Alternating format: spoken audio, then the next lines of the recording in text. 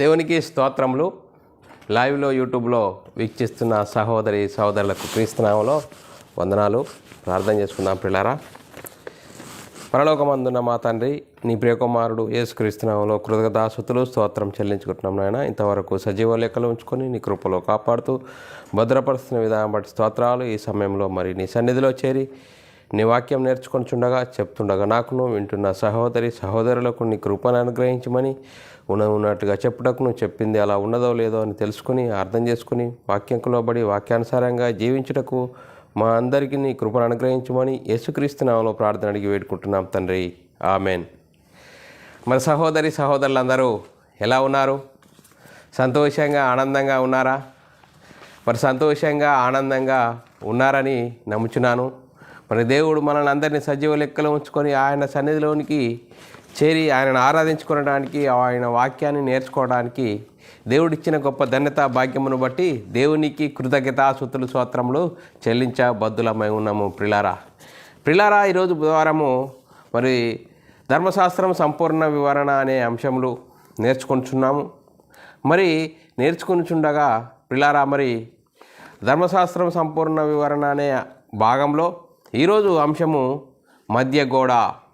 ఈరోజు అంశము మధ్యగోడ అనే అంశము నేర్చుకుందాం పిల్లారా. ఈ మధ్యగోడ అనే అంశము నేర్చుకుంటుండగా పిల్లారా, ఒక వ్యక్తిని గురించి కానీ, ఒక సంస్థని గురించి కానీ, ఒక సంఘం గురించి కానీ మాకే తెలుసు మీకు ఎవరికి తెలియదు అనే ఉద్దేశంతో చెప్పట్లేదు పిల్లారా.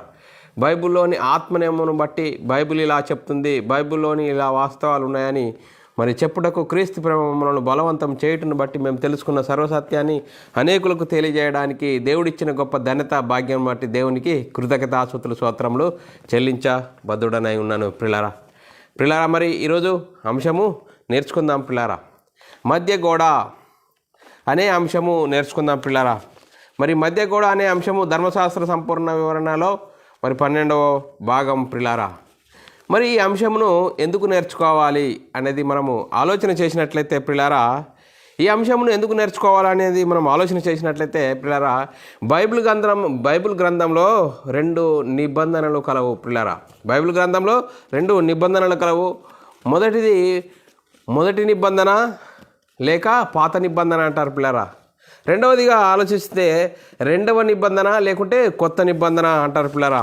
మరి యోహాను సువార్తలో 1వ అధ్యాయం 17వ వచనంలో రాయబడిన మాట, ధర్మశాస్త్రము మోషే ద్వారా అనుగ్రహింపబడ్డది, కృపయు సత్యము యేసుక్రీస్తు ద్వారా కలిగెను అని ఉన్నది పిల్లారా.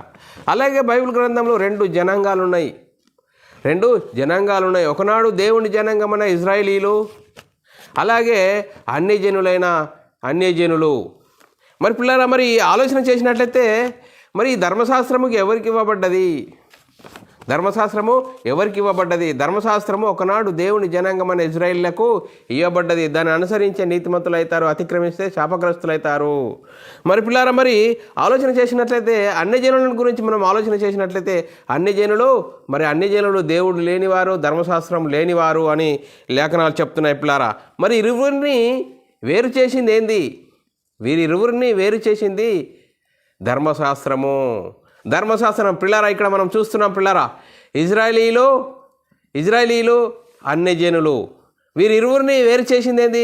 ధర్మశాస్త్రము. చూడండి పిల్లారా, ఈ ధర్మశాస్త్రము ఇది మధ్యగోడ అని లేఖనాల్లో చాలా చక్కగా రాయబడ్డది పిల్లారా. చూడండి పిల్లారా, ఈరోజు మరి బ్యాక్గ్రౌండ్ చూస్తే చాలా మరి అద్భుతం పిల్లారా. ఇది లేఖనాలను బట్టి మనము ఆలోచన చేసుకోవాలి, అర్థం చేసుకున్నప్పుడే మనము ఈ ధర్మశాస్త్రము మధ్యగోడ ఎందుకు చేయబడ్డది, ధర్మశాస్త్రం మధ్యగోడగా ఉన్న మధ్యగోడను ఎవరు కొట్టివేశారు అనేది ఈరోజు చాలా అద్భుతంగా ఈ లేఖనాలను బట్టి మనము నేర్చుకుందాం పిల్లారా. మరి పిల్లారా, మనం ఆలోచన చేసినట్లయితే వీరిరువురిని ఏకం చేసింది ఎవరు? యేసుక్రీస్తు ధర్మశాస్త్ర కాలంలో వచ్చాడు. ఏ ఒక్కరు నీతిమంతుడు లేడు, దేవుని అనుగ్రహించి మహిమను పొందలేకపోతున్నారు. అందరూ నిత్య నాశనానికి జోగడుతున్న వారందరినీ విడిపించడానికి దేవుడు తన సొంత కుమారుని పాప శరీరాకారంతో ఈ లోకానికి పంపి ఆయన శరీరమందు పాపమును శిక్ష విధించెను. వీరిరువురిని ఏకం చేశాడు యేసుక్రీస్తు వచ్చి. అందరి పాపాలను తీసివేయడానికి, మనందరినీ దేవుని యొద్దకు తీసుకెళ్ళడానికి, దేవునితో సమాధానపరచుకోవడానికి యేసుక్రీస్తు శిలువలో మరి ధర్మశాస్త్రాన్ని కొట్టివేశాడు పిల్లారా. అందుకోసమే పిల్లారా మనం ఆలోచన చేద్దాం. మరి పిల్లారా, మరి ధర్మశాస్త్రములో మరి మనము ఈరోజు ధర్మశాస్త్ర సంపూర్ణ వివరణలో మధ్యగోడ అనే అంశము నేర్చుకుంటున్నాం పిల్లారా. నేర్చుకుంటున్నాము. ఈ అంశంలో చాలా అద్భుతంగా ఈ అంశంను మనం అర్థం చేసుకున్నట్లయితే పిల్లారా, ఈరోజు మరి చాలామంది మరి అన్ని జనులైన వారు విశ్వాసము యేసుక్రీస్తునందు విశ్వాసం చూడడం ద్వారా క్రైస్తవులయ్యారు. ఆ క్రైస్తవులైన వారు నేడు ధర్మశాస్త్రము మరి ఇజ్రాయేలుకు 2 ధర్మశాస్త్రాలు ఇచ్చాడు. ఒకటి నీతియుక్తమైన ధర్మశాస్త్రము, ఒకటి ఆచారయుక్తమైన ధర్మశాస్త్రము. నీతియుక్తమైన ఆచారయుక్తమైన ధర్మశాస్త్రము కొట్టివేయబడ్డది. నీతియుక్తమైన ధర్మశాస్త్రము మరి అనుసరించాలి అని చెప్తున్నవారు మరి ఈరోజు అనేకులు ఉన్నారు. చూడండి పిల్లరా, మరి యేసుక్రీస్తు వచ్చి మధ్య గోడను తీసివేస్తే ఇంకా ధర్మశాస్త్రం అమల్లో ఉంటే మరి ఎలా క్రైస్తవులు అవుతారు? ఆలోచన చేయాలి. ఎలా క్రైస్తవులు అవుతారు? చూడండి పిల్లరా, క్రీస్తునందు విశ్వాసం ఉంచడం ద్వారా మనము మరి ఈ ధర్మశాస్త్రం కొట్టివేయబడితేనే ఎవరు ఇజ్రాయేలీలు లేరు, ఇప్పుడు ఎవరు లేరు. అందరూ అన్ని జనులు అయిపోయారు. అందరూ క్రీస్తునందు విశ్వాసం ఉంచితేనే క్రైస్తవులు అవుతారు. మరి క్రైస్తవులు అవుతారని చెప్పుకుంటున్నా కానీ ఈరోజు కూడా ధర్మశాస్త్రం అమల్లో ఉన్నది, ధర్మశాస్త్రం ఆచరించాలని చెప్తున్నవారు అనేకులు ఉన్నారు పిల్లారా. అందుకోసమే ఈరోజు ఆలోచన చేద్దాం. మరి పిల్లారా, మరి లేఖనాలు చూసుకున్నట్లయితే ఎఫెసీయులకు రాసిన పత్రిక 2వ అధ్యాయం 14వ వచనంలో మనం ఎదుర్కొన్నట్లయితే ఎఫెసీయులకు రాసిన పత్రిక 2వ అధ్యాయం 14వ వచనంలో మధ్య గోడ పడగొట్టి, చూడండి పిల్లరా, ఆయన మన సమాధానమై ఉండి మీకును మాకును ఉండిన ద్వేషమును. చూడండి పిల్లరా, పౌలు గారు ఎఫెసీ సంఘంతో మాట్లాడుతున్నాడు. మరి మీకునంటే మాకు అంటే యూదులకు, ఇజ్రాయిళ్లకు, అన్ని జనులైన మాకును అంటే ఒకనాడు దేవుడు లోనికి రాకముందు మీరు అన్ని జనులుగా ఉన్నారు. మాకును ఉండిన ద్వేషమును అనగా విధిరూపకమైన ఆజ్ఞలు గల ధర్మశాస్త్రమును తన శరీరమందు కొట్టివేయుట చేత మధ్య గోడను పడగొట్టి మన ఉభయులను ఏకము చేశాడు. యేసుక్రీస్తు వచ్చి ఏం చేశాడంటే ఏకం చేశాడని లేఖనాలు చాలా చక్కగా చెప్తున్నాయి. అందుకోసమే పిల్లారా, మరి అన్ని జనులు కలిగి ఉన్న దాని గురించి మనం ఆలోచన చేస్తే వారు సున్నతి లేనివారు, అన్ని జనులైన వారు సున్నతి లేనివారు, ఇజ్రాయేళ్లతో సహపౌరులు కారు, పరదేశులు, వాగ్దాన నిబంధనలు లేనివారు, నిరీక్షణ లేనివారు, లోకమందు దేవుడు లేనివారు, క్రీస్తుకు దూరస్తులై ఉన్నారు. ఒకప్పుడు అన్ని జనుల పరిస్థితి. ఇంక అన్ని జనుల గురించి లేఖనాల్లో రాయబడ్డది పిల్లారా, ఏ విధంగా ఉన్నారు అని ఎఫెసీయులకు రాసిన పత్రిక 2వ అధ్యాయము 11 నుంచి 14 వచనాల్లో చాలా చక్కగా రాయబడ్డది. కాబట్టి మునుపు శరీర విషయంలో అన్ని జనులై ఉండి శరీరమందు చేతితో చేయబడిన సున్నతి గలవారు అనబడిన వారి చేత సున్నతి లేన అనబడిన మీరు అని మరి ఒకనాడు దేవుని జనాంగం కాని క్రీస్తులోనికి వచ్చిన వారితో మరి పౌలు గారు మాట్లాడుతున్నాడు. చూడండి పిల్లరా, ఒకనాడు మీ పరిస్థితి మరి సున్నతి లేని వారు అని చెప్తూ లేఖనాలు చాలా చక్కగా రాయబడ్డది. కాబట్టి మునుపు శరీర విషయంలో అన్ని జనులై ఉండి శరీరమందు చేతితో చేయబడిన సున్నతి గలవారు అనబడిన వారి చేత సున్నతి లేన అనబడిన మీరు ఆ కాలమందు ఇజ్రాయిళ్లతో సహపౌరులు కాక పరదేశులు, వాగ్దాన నిబంధనలు లేనివారు, చూడండి పిల్లలు, వాగ్దాన నిబంధనలు లేనివారు, నిరీక్షణ లేనివారు, లోకమందు దేవుడు లేనివారై ఉండి క్రీస్తుకు దూరస్తులై ఉంటిరి అని జ్ఞాపకం చేస్తున్నాడు పిల్లరా. ఒకప్పుడు దేవుడు లేనివారు క్రీస్తుకు దూరస్తులై ఉన్నారు, ఇప్పుడు క్రీస్తునందు సమీపస్తులై ఉన్నారు, క్రీస్తునందు దేవునికి సమీపస్తులై ఉన్నారు అని చెప్తూ ఇంకా అన్ని జనుల పరిస్థితి ఏ విధంగా ఉన్నది? ధర్మశాస్త్రం ఎరుగని ఈ జన సమూహము శాపగ్రస్తమైనది. చూడండి పిల్లరా, ఒకనాడు ధర్మశాస్త్రం లేనివారు శాపగ్రస్తులైన వారు అన్ని జనులని లేఖనాలు చాలా చక్కగా చెప్తున్నది.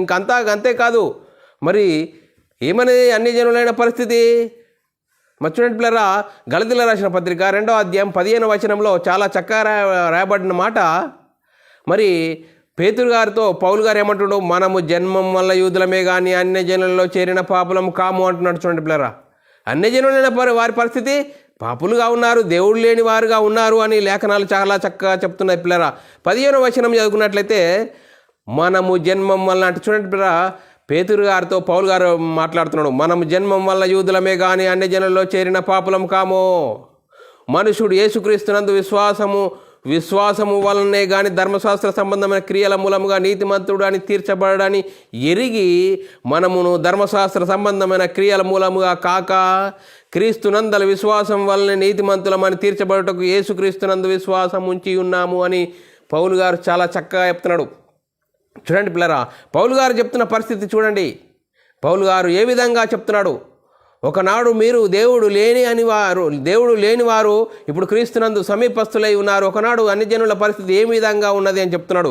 అంతేకాదు, ఇంకా మరి అపొస్తల కార్యంలో రాయబడ్డది 10వ అధ్యాయము 28వ వచనంలో చూడండి పిల్లరా, మనము అప్పుడు అన్యజనులైన వారు అన్యజనులతో సహవాసం చేయుటకు ఇజ్రాయిళ్లకు మరి సంబంధం లేదు. చూడండి పిల్లరా, మరి యూదులకు ధర్మం కాదట, యూదులకు అన్ని జనులతో సహవాసం చేసే అవకాశం లేదని లేఖనాలు చాలా చక్కగా రాయబడ్డది.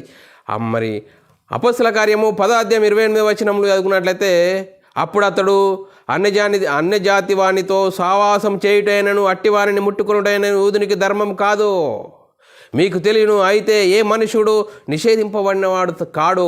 చూడండి పిల్లరా, మనం ఆలోచన చేసినట్లయితే అన్యజనులైన వారి పరిస్థితి దేవునికి దూరస్తులు, దేవునికి మరి ఒకప్పుడు దేవుడు లేనివారుగా ఉన్నారు అని లేఖనాలు చాలా చక్కగా చెప్తున్నది. ఇంకా అంతేకాదు, యూదులు సమరయులతో సాంగత్యం చేసేవారు కాదు.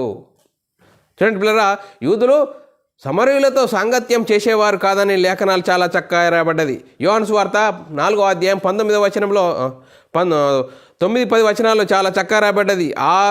ఆ సమరయ స్త్రీ, చూడండి పిల్లలు, యేసుక్రీస్తు సమరయ స్త్రీ మాట్లాడుతున్నది. ఆ సమరయ స్త్రీ, యూదుడవైన నీవు సమరయుడైన స్త్రీనైన నన్ను దాహమునకిమ్మని ఎలా అడుగుచున్నావు ఆయనతో చెప్పాను. చూడండి పిల్లలు, యూదులు సమరయులు సాంగత్యం చేసే పరిస్థితి కాదు అని లేఖనాలు చాలా చక్కగా రాయబడ్డాయి పిల్లరా. అంతేకాదు, మరి కొలసీలకు రాసిన పత్రికలో 13వ అధ్యాయం 2వ వచనంలో రాయబడిన మాట, 3వ అధ్యాయము 2వ వచనంలో రాయబడిన మాట చూడండి పిల్లరా, మరి మనం ఆలోచన చేసినట్లయితే, మరియు అపరాధముల వలనను శరీరమందు సున్నతి పొందక ఉండుట వలన మీరు మృతులైతిరి. చూడండి పిల్లరా, సున్నతి పొందక వలన మీరు మృతులైతిరి అని చెప్తున్నది. అంతేకాదు, రోమీయులకు రాసిన పత్రిక 9వ అధ్యాయము 30-31 వచనంలో రాయబడ్డది, నీతిని వెంటాడని అన్ని జనులు నీతిని అనగా విశ్వాస మూలమైన నీతిని పొందిరి. చూడండి పిల్లరా, అన్ని జనులు ఏమైంది, క్రీస్తునందు విశ్వాసం ఉంచడం ద్వారా నీతిని అనుసరించే అవకాశము ఉన్నది అని. మరి అట్లయితే చూడండి పిల్లరా, లేఖనం చదువుకుందాం. అట్లయితే మనమేమందుము నీతిని వెంటాడని అన్ని జనులు నీతిని అనగా విశ్వాసం మూలమైన నీతిని పొందిరి. అయితే ఇజ్రాయేలీయులు నీతి కారణమైన నియమమును వెంటాడినను ఆ నియమమును అందుకొనలేదు. చూడండి పిల్లరా, ఇజ్రాయేలీలు ఆ నియమమును అందుకొనలేదు.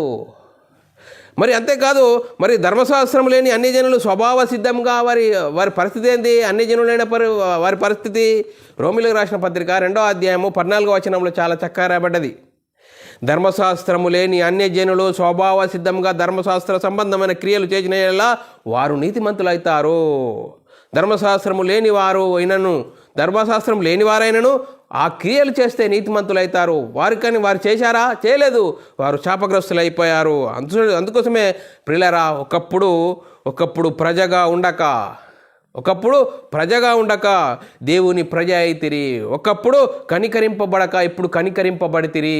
చూడండి మీరా, యేసుక్రీస్తునందు విశ్వాసం ఉంచడం ద్వారా ఒకప్పుడు దేవుని ప్రజగా లేనప్పుడు క్రీస్తునందు విశ్వాసం ఉంచడం ద్వారా దేవుని ప్రజ అయితిరి. ఒకప్పుడు కనికరింపబడలేరు, కానీ ఇప్పుడు క్రీస్తునందు విశ్వాసం ఉంచడం ద్వారా కనికరింపబడితిరి అని లేఖనాలు చాలా చక్కగా రాయబడ్డది. చూడండి పిల్లరా, ఇంకా అంతేకాదు, మనం ఆలోచన చేసినట్లయితే మరి వారి పరిస్థితి ఏమైంది?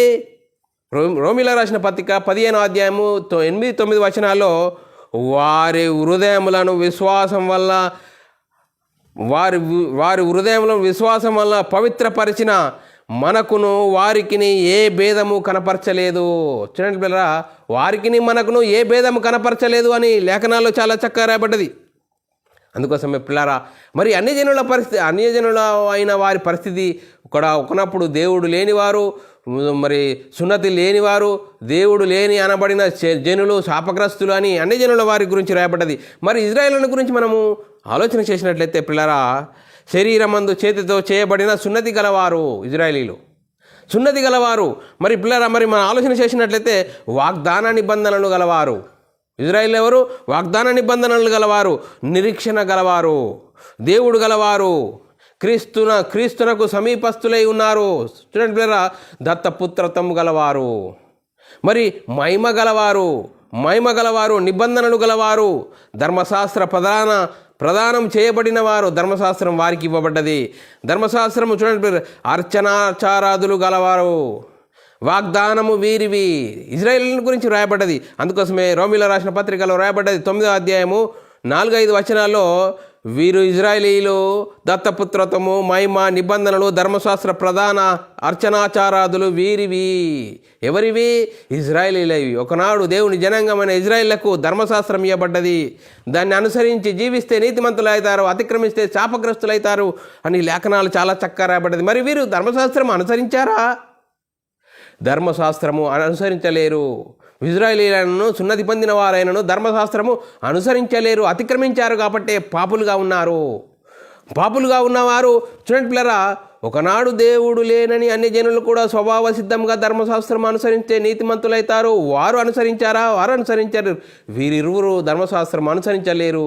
అందుకోసమే పాపులుగా మీరిపోయారు, శాపగ్రస్తులుగా ఉన్న వారిని విడిపించటానికి ఒకనాడు మరి యేసుక్రీస్తు ధర్మశాస్త్రం అమల్లో ఉన్నప్పుడు వచ్చాడు. ఏ భేదము లేదు. అందరూ దేవుడు అనుగ్రహించి మహిమను పొందలేక పాపం చేసినందున వారందరూ శాపగ్రస్తులుగా ఉన్న వారందరిని విడిపించడానికి, దేవుని యొద్దకు తీసుకెళ్ళడానికి యేసుక్రీస్తు చేయించిండు. దేవుడు తన సొంత కుమారుని పాప శరీరాకారంతో పంపి ఆయన శరీరం నందు శిక్ష విధించాను. ఈ ధర్మశాస్త్రము యేసుక్రీస్తు శిలువలో కొట్టివేశాడు. వీరిరువురు ఏకమైపోయారు. నేను ఇజ్రాయేలీయులని, నేను యూదుడని చెప్పుకోవడం అవసరం లేదు. అందరూ క్రీస్తు నందు విశ్వాసం ఉంటేనే నీతిమంతులవుతారు, దేవునితో సమాధానస్తులవుతారని లేఖనాలు చాలా చక్కగా చెప్తున్నాయి. ఇంకా నేను యూదుడిని అంటున్నావా? యూదుడు లేదు, ఏమి లేదు. ఇప్పుడు క్రీస్తునందు విశ్వాసం ఉంచడం ద్వారానే దేవునితో సమాధానమయ్యే పరిస్థితి లేఖనాలు చాలా చక్కగా చెప్తున్నాయి. ఆ లేఖనాలను అర్థం చేసుకోవాలి తప్పని ఇంకా నేను యూదుడిని, నేను ఇంకా ధర్మశాస్త్రం ఉన్నది, ధర్మశాస్త్రం అనుసరించాలంటే నువ్వు అన్యజనుడై ఉండి ఇప్పుడు క్రీస్తునందు విశ్వాసం ఉంచిన నీవు ఇంకా నువ్వు ధర్మశాస్త్రం అనుసరించాలని ఎలా చెప్తున్నావు? మరి ధర్మశాస్త్రము అమల్లో ఉంటే నువ్వు ఎలా క్రైస్తవుడు అవుతావు? ఆలోచన చేయి సహోదరుడా, సహోదరి. లేఖనాలను అర్థం చేసుకోవాలి. అపార్థం చేసుకోవడానికి వీలు లేదు. అర్థం చేసుకొని జీవించడానికి ప్రయత్నం చేయాలి. ఎఫెసీయులకు రాసిన పత్రిక 2వ అధ్యాయము 11 నుంచి 14 వచనాల్లో చాలా చక్కగా రాయబడ్డది.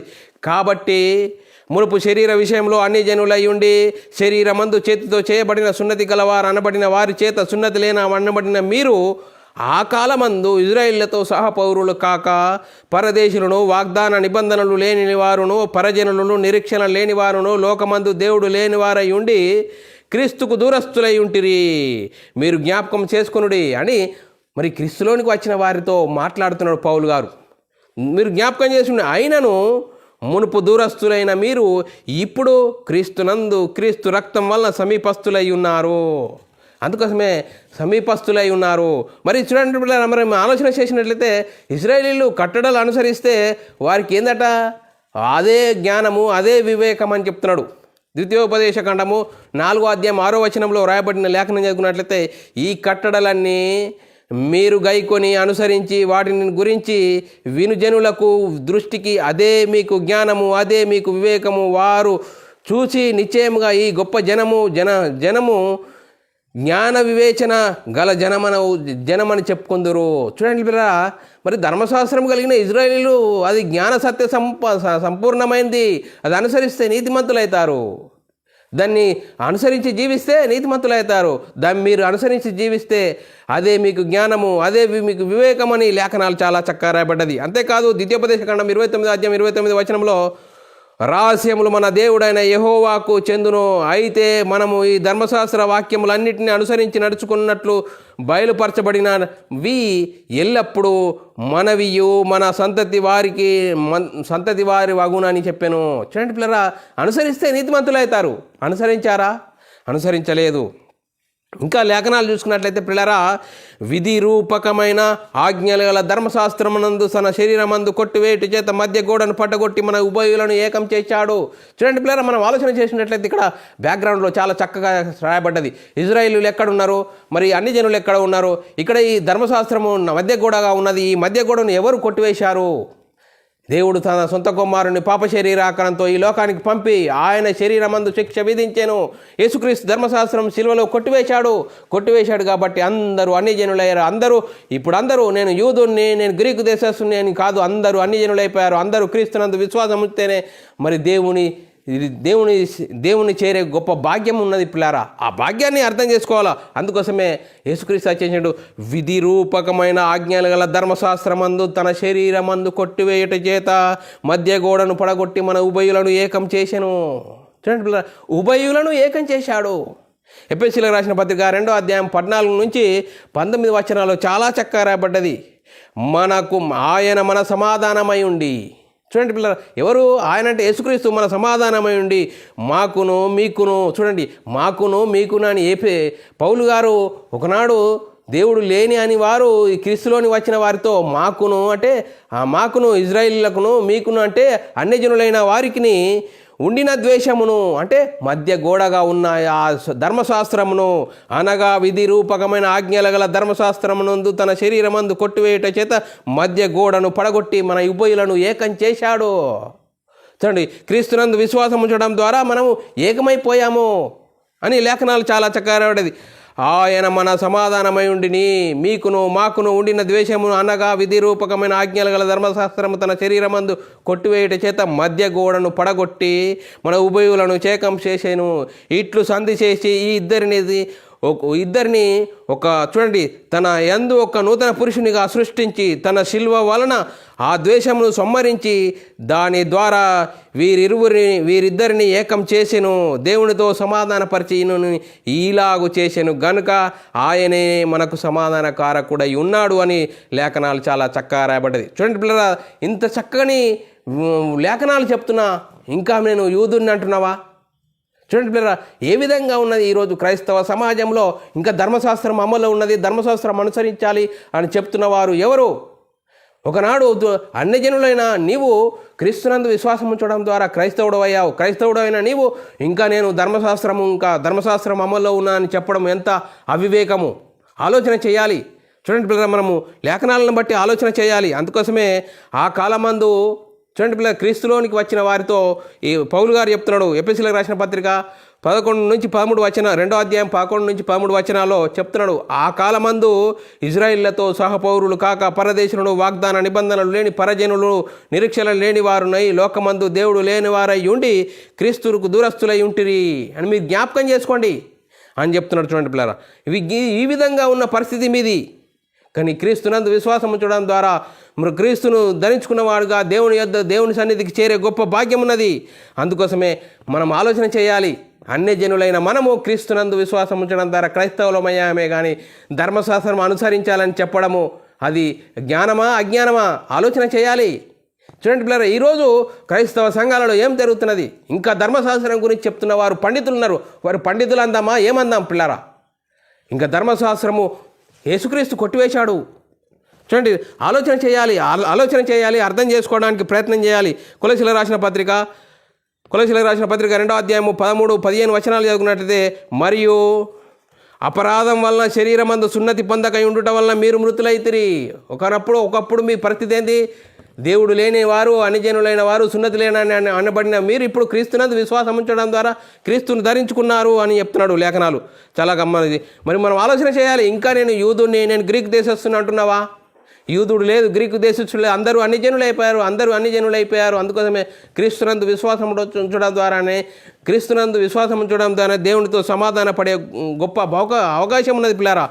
గలతీయులకు రాసిన పత్రిక 2వ అధ్యాయం 3వ అధ్యాయం 26 నుంచి 28 వచనాలు చదువుకున్నట్లయితే, ఇందులో యూదుడని గ్రీకు దేశస్థుడని లేదు, దాసుడని సుసంతుడని లేదు, పురుషుడని స్త్రీ అని లేదు, యేసుక్రీస్తునందు మీరందు ఏకంగా ఉన్నారు.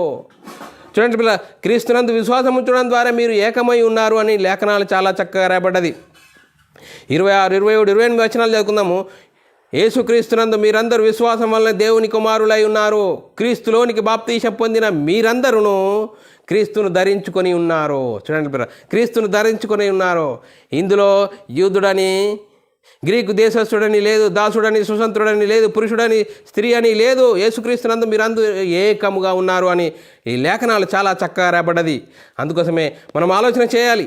లేఖనాలు ఏం చెప్తున్నాయి? లేఖనాల ప్రకారంగా మనము మన ఆత్మీయ జీవితంలో చక్కదిద్దుకోలే కానీ ఇంకా ధర్మశాస్త్రం అమల్లో ఉన్నదని చెప్పడము ఎంత జ్ఞానము, ఆ జ్ఞానమా అది పాండిత్యమా? చూడండి పిల్లరా, ధర్మశాస్త్రం యేసుక్రీస్తు శిలువలో కొట్టివేశాడు అంతే, ఇంకా ధర్మశాస్త్రం అమల్లో ఉన్నదని చెప్పడం ఎంత అవివేకము. ఆలోచన చేయాలి పిల్లరా, అర్థం చేసుకోవాలి, లేఖనాలను అర్థం చేసుకొని మన ఆత్మీయ జీవితంలో చక్కదిద్దుకోవాలని మరి క్రీస్తు ప్రేమను బట్టి బతిమాలుకొచ్చున్నాను పిల్లరా. 1 కొరింథీయులకు రాసిన పత్రిక 12వ అధ్యాయం 12-13 వచనాల్లో రాయబడిన మాట, ఏలయనగా యూదులమైనను గ్రీకు దేశస్థులమైనను దాసులమైన స్వతంత్రమైన మనమందరము ఒక్క శరీరంలోనే ఒక్క ఆత్మయందే బాప్తీసం పొందితిమి. మరి చూడండి పిల్లరా, ఇంకా మనము క్రీస్తునందు విశ్వాసం ఉంచడం ద్వారానే మరి దేవుని సన్నిధికి చేరాము, సమాధాన స్థితి, దేవునితో సమాధాన స్థితి కలిగి ఇనవారము. కానీ ఇంకా నేను ధర్మశాస్త్రం అనుసరిస్తాను అంటే అది జ్ఞానమా అవివేకమా? మరి ఆలోచన చేయాలి. మరి క్రీస్తునందు నీతిమంతులమని తీర్చబడుటకు వెతుకుచుండగా, గలతీయులకు రాసిన పత్రిక 2వ అధ్యాయం 15-17 వచనాల్లో చాలా చక్కగా రాయబడ్డది, మనము జన్మం వలన యూదులమే గాని అన్ని జనులలో చేరిన పాపులం కాము. మనుషుడు క్రీస్తునందలి విశ్వాసం మూలంగానే ధర్మశాస్త్ర సంబంధమైన క్రియల మూలమున నీతిమంతుడు అని తీర్చబడని ఎరిగి, మనమును ధర్మశాస్త్ర సంబంధమైన క్రియల మూలముగా కాక క్రీస్తునందలి విశ్వాసం వల్లనే నీతిమంతులం అవుతామని తీర్చబడుటకు యేసు క్రీస్తునందు విశ్వాసం ఉంచి ఉన్నాము. ధర్మశాస్త్ర సంబంధమైన క్రియల మూలముగా క్రియల మూలముగా ఏ శరీరియు నీతిమంతుడని తీర్చబడు కదా. చూడండి పిల్లలు, ఎవరు చెప్తున్నారు? పౌలు గారు చెప్తున్నాడు. ఒకప్పుడు ధర్మశాస్త్రంలో పండితుడు ప్రవీణుడైన ఆయననే చెప్తున్నాడు, ధర్మశాస్త్రము మరి ఎవరిని నీతిమంతులుగా చేయలేదు, ధర్మశాస్త్రం పాపమనగా ఎట్టిదో అని తెలియజేస్తుందే కానీ మరి ధర్మశాస్త్రంకు ఉన్న స్వభావం పాపాన్ని తీసివేసే స్వభావం లేదు. అందుకోసమే పౌలు గారు ధర్మశాస్త్రంలో ప్రవీణుడు, పండితుడైన పౌలు గారే చెప్తున్నాడు, ధర్మశాస్త్రం వల్ల నీతి కలగది అని చెప్తున్నాడు. ఇంకా ఇప్పుడు అన్ని జనుడైన నీవు క్రీస్తునందు విశ్వాసం ఉంచి క్రైస్తవుడు అని చెప్పుకుంటున్నా నీవు ధర్మశాస్త్రం అమల్లో ఉన్నా అని చెప్పడం ఎంత జ్ఞానమో పాండిత్యమా? ఆలోచన చేయాలి, అర్థం చేసుకోవాలి లేఖనాలను బట్టి. ఇంకా మనం ఆలోచన చేసినట్లయితే మనము ఇంత చక్కగా రాయబడ్డది పౌలు గారు చెప్తున్నాడు. అందుకోసమే మనం లేఖనాలు అర్థం చేసుకోవాలి. రోమీయులకు రాసిన పత్రిక 3వ అధ్యాయం 20-22 వచనాల్లో, ఏలయనగా ధర్మశాస్త్ర సంబంధ క్రియల మూలంగా ఏ మనుషుడు ఆయన దృష్టికి నీతిమంతుడని తీర్చబడడు, ధర్మశాస్త్రం వలన పాపమనగా ఎట్టిదో అని తెలియజేస్తుంది. ఇట్లుండగా ధర్మశాస్త్రమునకు వేరుగా దేవుని నీతి బయలుపరచబడుతున్నది, దానికి ధర్మశాస్త్రము ప్రవక్తలు సాక్ష్యమిచ్చుచున్నారు. చూడండి, అది యేసుక్రీస్తునందలి విశ్వాసం మూలమైనదై నమ్ము వారందరికీ కలుగు దేవుని నీతి అయి ఉన్నది. చూడండి, ధర్మశాస్త్రమునకు వేరుగా నీతి బయలుపరచబడుతున్నదట. చూడండి పిల్లరా, ఎంత చక్కగా లేఖనాల్లో రాయబడ్డది. రోమీయులకు రాసిన పత్రిక 3వ అధ్యాయం 24-26 వచనం, కాబట్టి నమ్మువారు ఆయన కృపచేతనే క్రీస్తునందలి విమోచనం ద్వారా ఉచితంగా నీతిమంతులను తీర్చబడుచున్నారు. పూర్వము చేయబడిన పాపములను దేవుడు తన ఉరిమి వలన ఉపేక్షించి ఆయన తన నీతిని కనపరిచెను. క్రీస్తు యేసు రక్తమందలి విశ్వాసం ద్వారా ఆయన కరుణాధారంగా బయలుపరచెను. దేవుడు ఎప్పటి కాలమందు తన నీతిని కనపరచు నిమిత్తము తాను నీతిమంతుడును యేసునందు విశ్వాసం గల వాని నీతిమంతుడుగా తీర్చబడువాడు నై ఉండుటకు ఆయన ఇలాగూ చేసెను. ఇంత చక్కగా లేఖనాలు రాయబడ్డాయి పిల్లరా. అందుకోసమే మనం అర్థం చేసుకోవాలి, ధర్మశాస్త్రంకు వేరుగా నీతి బయలుపరచబడినది, దానికి ధర్మశాస్త్రమును వారు సాక్ష్యం ఇచ్చుచున్నారు. క్రీస్తునందు విశ్వాసం చుట్టిన ద్వారానే నీతిమంతులు అవుతారు అని లేఖనాలు చాలా చక్కగా రాయబడ్డది. చూడండి పిల్లరా, మనం ఆలోచన చేయాలి. ఇంకా ఇవన్నీ చెప్పంగా కూడా ధర్మశాస్త్రం అనుసరించాలంటున్నావా? అలాంటి వారికి లాస్ట్ హెచ్చరిక. చూడండి పిల్లరా, గలతీయులకు రాసిన పత్రిక 5వ అధ్యాయం 4వ వచనంలో చాలా చక్కగా రాయబడ్డది, మీలో ధర్మశాస్త్రం వలన నీతిమంతులను తీర్చబడు వారెవ్వరో వారు క్రీస్తులో నుండి బొత్తిగా వేరు చేయబడి ఉన్నారు, కృపలో నుండి తొలగిపోయి ఉన్నారు. హెచ్చరిక చెప్తున్నాడు పౌలు గారు. ఇంకా నేను ధర్మశాస్త్రం అనుసరించాలని చెప్తున్నావా? ఇంకా ధర్మశాస్త్రం సంఘాలలో చెప్తున్నావా? దానివల్ల నీతి కలగది, క్రీస్తులో నుండి బొత్తిగా వేరు చేయబడతారు, కృపలో నుండి తొలగిపోతారు అని లేఖనాలు చెప్తున్నాయి పిల్లరా. లేఖనాలను అర్థం చేసుకోవాలి. లేఖనాలకు ఏమాత్రము విస్మరించి వ్యతిరేకంగా ప్రవర్తించకూడదని లేఖనాలు చెప్తున్నాయి. అందుకోసమే ఈ మధ్య గోడ అనే అంశం మనం నేర్చుకున్నాం పిల్లరా. మధ్య గోడ ఎందుకు అయింది? ఇజ్రాయిల్ ఒకనాడు దేవుడు కలిగిన వారు, అన్యజనులైన వారు ఈ మధ్య గోడను యేసుక్రీస్తు సిలువలో కొట్టివేశాడు పిల్లారా. అందుకోసం ఇరువురిని ఉభయులను ఏకం చేయడానికి మధ్య గోడను ఆయన శరీరమందు ఆయన సిలువలో మరణించాడు. ఆ రక్తం కార్చడం ద్వారా, ఆ ధర్మశాస్త్రం కొట్టివేయడం ద్వారా, క్రీస్తునందు విశ్వాసం ఉంచడం ద్వారా దేవునితో సమాధాన పడే గొప్ప అవకాశం మనకు కలిగింది పిల్లారా. క్రీస్తునందు విశ్వాసం ఉంచడం ద్వారా దేవుని యొద్దకు చేరే గొప్ప భాగ్యం ఉన్నది పిల్లారా. ఆ భాగ్యాన్ని అర్థం చేసుకొని మనం వాక్యానుసారంగా జీవిస్తూ మహిమ నుండి అధిక మహిమకు, ఘనత నుండి అధిక ఘనతకు ఎదిగే అవకాశం ఉన్నది. కాబట్టి అవకాశాన్ని ప్రయత్నం చేస్తూ ఆత్మీయత స్థితిని సరిదిద్దుకుంటూ ముందుకు సాగుదాం. ఇంతవరకు చెప్పబడిన లేఖనము ప్రతి ఒక్కరి హృదయంలో నీరుగట్టి ఫలింపజేయను గాక. ఆమెన్. ప్రార్థన చేసుకుందాం పిల్లరా. పరలోకమందున్న మా తండ్రి, నీ ప్రియకుమారుడు యేసుక్రీస్తు నామములో కృతజ్ఞతాస్తుతులు స్తోత్రం చెల్లించుకుంటున్నాం నాయన. ఇంతవరకు సజీవులుగా ఉంచి మధ్య గోడనే అనే అంశం ద్వారా ఎన్నో విధాలుగా వాక్యాన్ని ద్వారా మమ్మల్ని హెచ్చరించిన విధానం స్తోత్రాలు. విన్న వాక్యాన్ని విడిచిపెట్టకుండా విన్న మాటల ప్రకారం ఆత్మీయ జీవితంను కట్టుకొని నీకు మహిమ తెచ్చేవారంగా, ఘనత తెచ్చేవారంగా ఉండే ధన్యత భాగ్యం అందరికీ అనుగ్రహించినందుకు కృతజ్ఞతాస్తుతులు స్తోత్రం చెల్లించుకుంటూ యేసుక్రీస్తు నామములో ప్రార్థన అడిగి వేడుకుంటున్నాం తండ్రి. ఆమెన్. సహోదరులారా, ఈ అంశాన్ని మీరు వినాలనుకుంటున్నారా? యూట్యూబ్ ఛానల్లో BW Academy, Bible Wisdom Academy బేరనని సబ్స్క్రైబ్ చేసుకోండి. మీరు వినండి, అనేకులకు షేర్ చేయండి. మీ వ్యక్తిగత ప్రార్థనలో, మా పరిచర్య నిమిత్తం ప్రార్థనలో జ్ఞాపకం చేసుకోవాల్సిందిగా క్రీస్తు ప్రేమను బట్టి బతిమాలుకుంటున్నాను. అందరికీ వందనములు, దేవునికి స్తోత్రములు.